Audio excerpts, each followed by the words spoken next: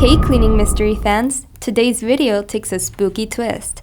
Get ready for a chilling short story that's bound to send shivers down your spine. Grab your popcorn and let's dive in.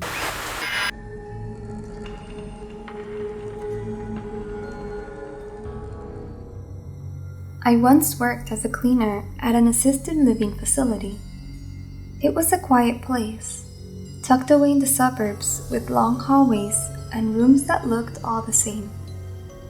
The residents were mostly elderly, many of them bedridden or requiring constant care. One night, as I was cleaning the main hallway, one of the nurse buttons went off. A soft chime echoed through the corridor, signaling that someone needed assistance. I glanced at the screen at the nurse's station to see which room it was. Room 209. The problem was, room 209 had been empty for weeks. Its last resident, Mr. Fletcher, had passed away about a month ago, and the room hadn't been reassigned yet. It was locked, as far as I knew, and untouched since the staff had cleaned it after he passed. I stared at the screen, waiting for the call to reset itself. Sometimes the system acted up, sending false alarms to rooms that weren't occupied. But the call persisted, the red light next to room 209's name blinking insistently.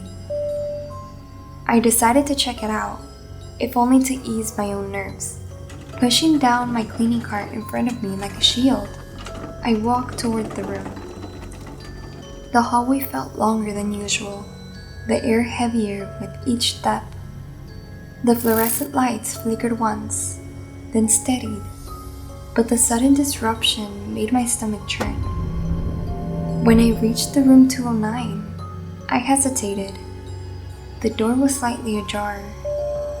That stopped me in my tracks. It shouldn't have been open.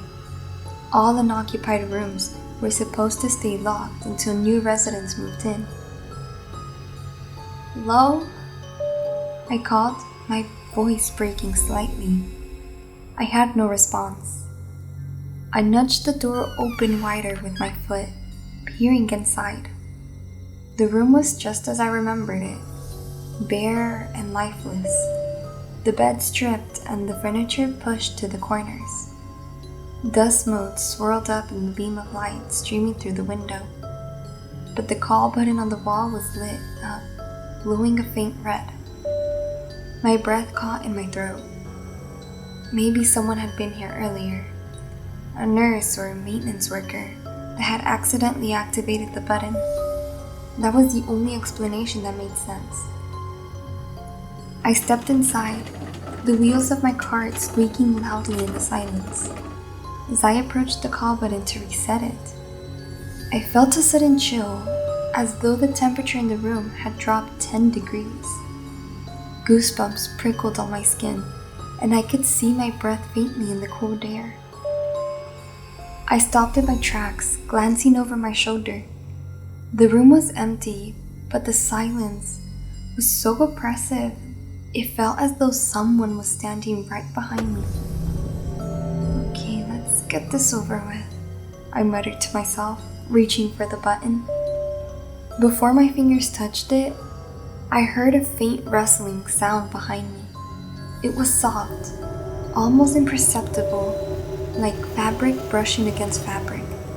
I turned sharply, scanning the room. There was nothing there. I shook my head, trying to dispel the creeping fear crawling at my chest. I pressed the reset button firmly, and the light blinked off. Just as I was about to leave, I heard it. "Help me." The voice was so quiet, I almost convinced myself I had imagined it. But then it came again, louder this time, a raspy whisper that seemed to come from everywhere at once. "Help me, help me, help me, help me." I froze, every muscle in my body locked in place. My heart fluttered in my chest as I scanned the room again. The voice sounded so desperate, so human. "Mr. Fletcher?" I whispered before I could stop myself. No answer, just the oppressive silence. I bolted from the room, leaving my cart behind. My footsteps echoed down the hall as I raced back to the nurse's station. When I got there, I found one of the night nurses sitting on the desk, scrolling through her phone. "You okay?" she asked, looking up at me with a frown. I told her what had happened. As I described the voice and the call button, her expression shifted from curiosity to unease. "You said it was room 209? She asked, her voice dropping to a whisper. I nodded, still trying to catch my breath. She hesitated, glancing over her shoulder before leaning closer to me. Mr. Fletcher used to call us all at this time from that room. He'd press the button just to talk, said he was lonely and wanted some company. We'd find excuses to sit with him, but he didn't like to be alone." Her words sent shivers down my spine. "Do you think—" I started, but she cut me off. "Don't overthink it," she said quickly. "It's probably the system acting up." I nodded, but her tone didn't convince me. The way she avoided my gaze told me she didn't believe her own explanation. I didn't finish my rounds that night. I made an excuse to leave early, blaming a headache, and never set foot in room 209 again. But every time I walked past that hallway during my shifts, I couldn't help but glance at the door, half expecting it to see it cracked open, waiting for me. Thank you for joining us on this eerie adventure, The Cleaning Mystery fans. If you enjoyed the story, don't forget to like, subscribe, and hit the bell for more intriguing twists and turns. And if you have any story you want to share, please feel free to email us or leave it in the comments down below. We'd be more than happy to share it with everyone else. Until next time, and keep it clean and very mysterious.